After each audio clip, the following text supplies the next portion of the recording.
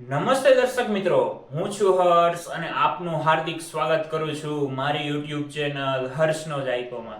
તો આજે આપણે બનાવી રહ્યા છીએ એકદમ શિયાળો સ્પેશિયલ એવો ઓળોની રેસીપી. તો ચાલો શરૂ કરીએ.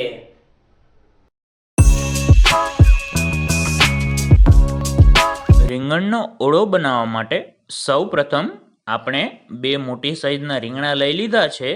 તેમને બધી જ બાજુથી આપણે કટ લગાવી દઈશું અને થોડી વારે ફેરવતા જઈને આપણે તેને સારી રીતે શેકી લઈશું. તમે સ્ક્રીન ઉપર જોઈ શકો છો.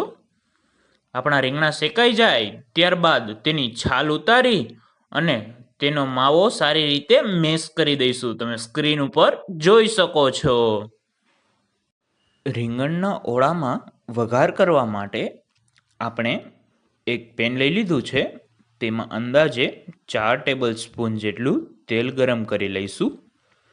આપણું તેલ ગરમ થઈ જાય ત્યારબાદ તેમાં આપણે 1 ટેબલ સ્પૂન જેટલી હિંગ એડ કરી દઈશું. ત્યારબાદ તેમાં આપણે 1 થી 1.5 ટેબલ સ્પૂન જેટલી લીલા મરચાં અને આદુની પેસ્ટ એડ કરી અને થોડીવાર માટે સાંતળી લઈશું. ત્યારબાદ આપણે અંદાજે 3 થી 4 નંગ જેટલી લીલી ડુંગળીનો ઉપયોગ કરેલો છે. તેમાં આપણે ઉપરના પાંદડાનો ભાગ જે આવે છે તે એડ અત્યારે નથી કરવાનો, તે ખાસ ધ્યાન રાખવાનું છે. ત્યારબાદ ડુંગળીને થોડી વાર માટે આપણે સાતળી લઈશું. તમે સ્ક્રીન ઉપર જોઈ શકો છો. થોડી ડુંગળી સતળાઈ જાય ત્યારબાદ આપણે તેમાં 2 ટેબલ સ્પૂન જેટલું કેપ્સિકમ એડ કરી દઈશું અને 7 થી 8 એવી લસણની કળીની કટકી કરી અને એડ કરી અને થોડી વાર માટે આપણે સાતળી લઈશું.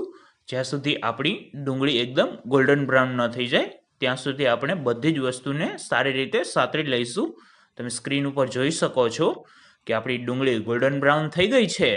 ત્યારબાદ તેમાં આપણે 2 નંગ જેટલા ટમેટાને ઝીણા કટ કરી અને એડ કરી દઈશું અને બધી જ વસ્તુને આપણે સારી રીતે મિક્સ કરી દઈશું. તમે સ્ક્રીન ઉપર જોઈ શકો છો. આપણી બધી જ વસ્તુ સારી રીતે મિક્સ થઈ જાય અને આપણા ટમેટા એકદમ સોફ્ટ થઈ જાય ત્યાં સુધી આપણે બધી જ વસ્તુને સારી રીતે ચડવા દઈશું.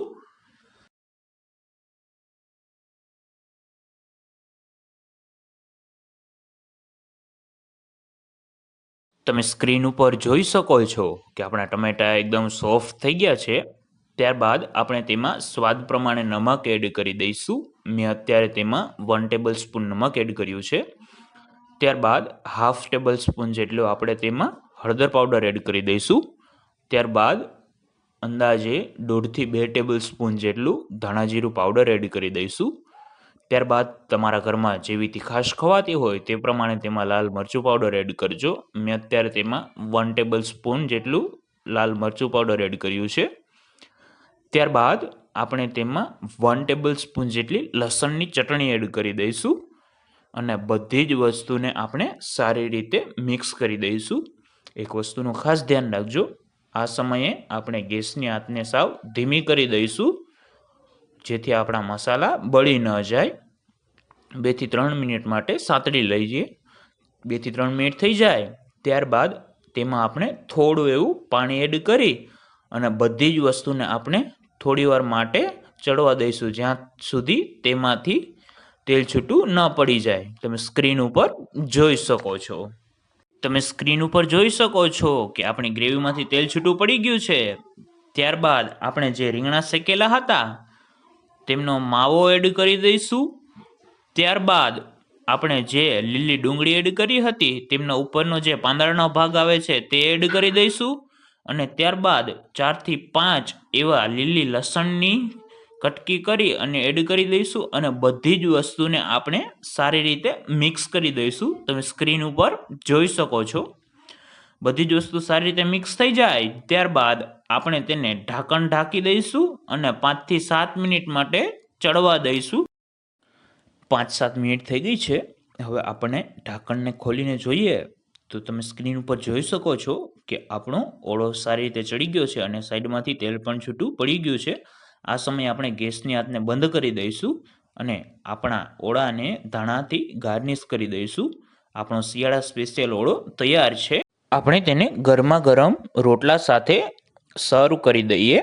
આઈ હોપ કે તમને મારો આજનો વિડીયો પસંદ આવ્યો હશે. જો પસંદ આવ્યો હોય તો ફટાફટ લાઈક કરી દો, મસ્ત મજાની કોમેન્ટ કરી દો, મિત્રો સાથે શેર કરી દો, યુટ્યુબમાં જોતા હોય તો સબસ્ક્રાઈબ કરી દો, અને હા, મારી ઇન્સ્ટાગ્રામ આઈડીને ફોલો કરવાનું ન ભૂલતા. ત્યાં સુધી મળીએ નવા વિડીયો સાથે. આવજો.